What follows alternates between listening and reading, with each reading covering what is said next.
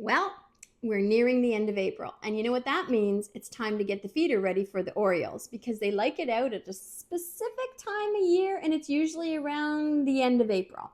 Now, we're in southeastern Ontario in Canada, so this is when they need to be out for our area.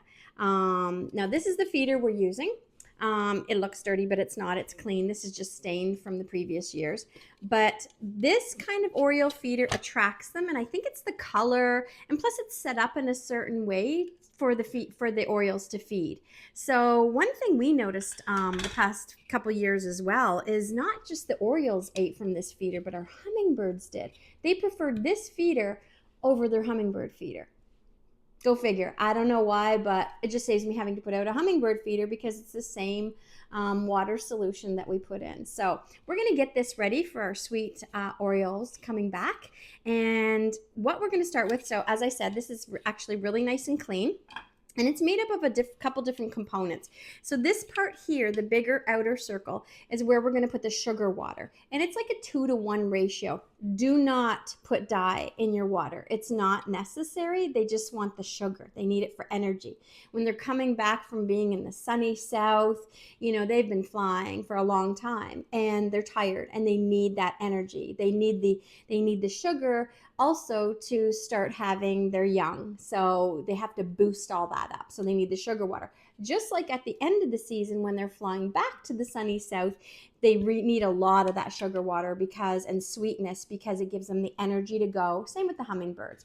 So anyways, as I said, this is the Oriole feeder. This part's going to have the sugar water. And then this one has like a tiny little inner circle. You can put water in it. So if you're in an area that has like a lot of ants and that type of thing, they cannot get into the syrup because they'll go into that first and they won't make it in any further. So the first thing we're going to do is I have my simple syrup made up here. Again, it's 2-to-1. Now I do boiling water and then add the sugar, let it, blend it up till it starts dissolving.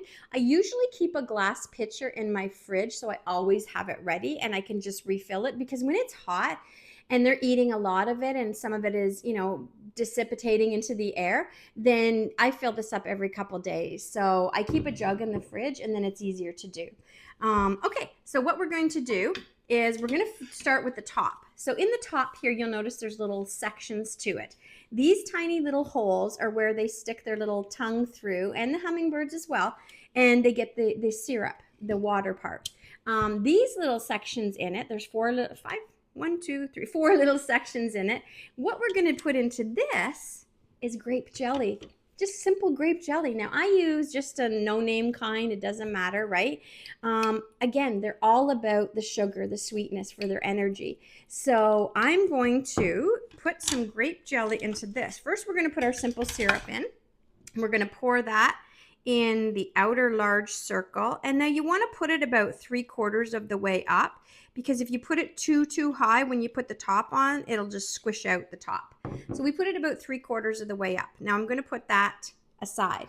Now another thing that we put on these feeders is an orange. They love the oranges. So we're going to take a nice clean orange here and I'm going to cut it in half. Again, if you see them at the grocery store, and they're on the clearance rack or something because they might be a little bruised or something, that's okay. But you'll notice when you have the orange out and as they're feeding more and they have their young, you'll come and check this. It will be completely cleaned out, completely. They stick their little beaks in there and they eat that and take the juice from it. They love the oranges. So with the Oriole feeder, it comes with a hook that you're going to hang it with, and it's kind of pointy on the end here. So we're just going to take that hook and you kind of push it through the bottom of the orange like that. And that way it enables you to put the top on. I'm going to move this aside here so you can see. There we go. We're going to bring this back over here. So that enables you to put the top on, just like so. Just sits on there nicely, and then you screw the hook that you're going to hang it with right through there. So the orange just sits nicely in the middle, and it's really, really easy to change as well. And these are great for cleaning too. They're so easy to clean because everything comes apart. And there we go. So there is the start of our Oriole feeder. Now the next thing we're going to do is we're going to take our grape jelly.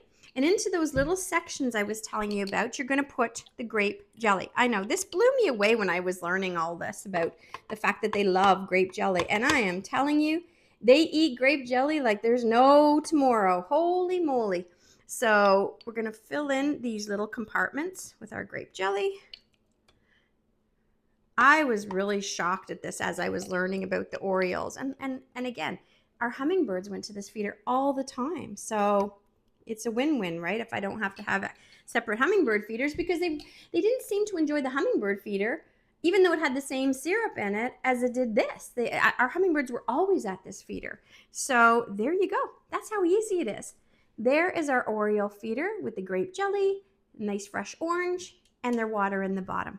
So we're going to get this hung outside, and I cannot wait until we start seeing the Orioles. And just another little tip, if you're looking at buying one of these feeders, don't buy them at specialty bird stores or outdoor stores or anything like that if you can help it, because they charge a lot more money. Like we saw these and they were $15 to $20 more in those stores. So Amazon, good old Amazon. You just want to look for the Oriole feeder because it has all the components that it needs for the Orioles, and it has nice little spots for them to sit here, and you are going to have some new feathered friends coming to your backyard because they're going to be looking for this delicious feast. Thanks, and I hope you give it a try because I know you're going to love seeing these birds.